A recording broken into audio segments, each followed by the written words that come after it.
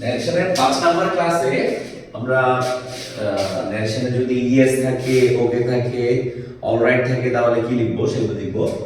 যদি ইয়েস থাকে, ওকে থাকে, অলরাইট থাকে, ঠিক আছে, তাহলে এখানে বসবে যে ন্যারেশনের ইনডিরেক্ট স্পিচে বসবে রিপ্লাইড ইন দা অ্যাফার্মেটিভ অথবা রিপ্লাইড ইন দা পজিটিভ। আর যদি ডিরেক্ট স্পিচে নো অথবা নেভার থাকে তাহলে ইনডিরেক্ট স্পিচে বসবে কি replied in the negative, replied in the negative. তাহলে ইয়েস থাকলে রিপ্লাইড ইন দা অ্যাফার্মেটিভ অথবা পজিটিভ, আর নো থাকলে রিপ্লাইড ইন দা নেগেটিভ, ঠিক আছে।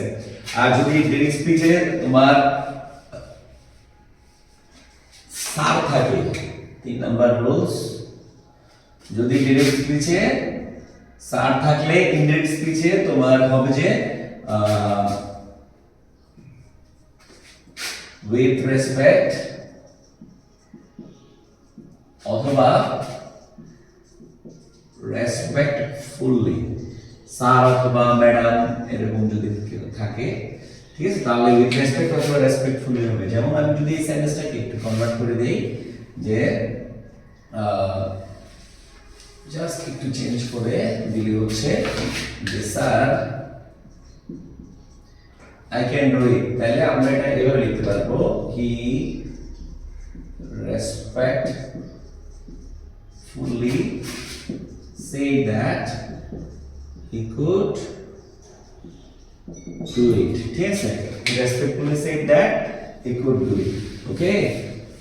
অথবা এটাকে এভাবে লেখা যাবে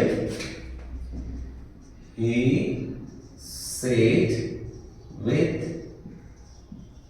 respect that he could do it, ঠিক আছে।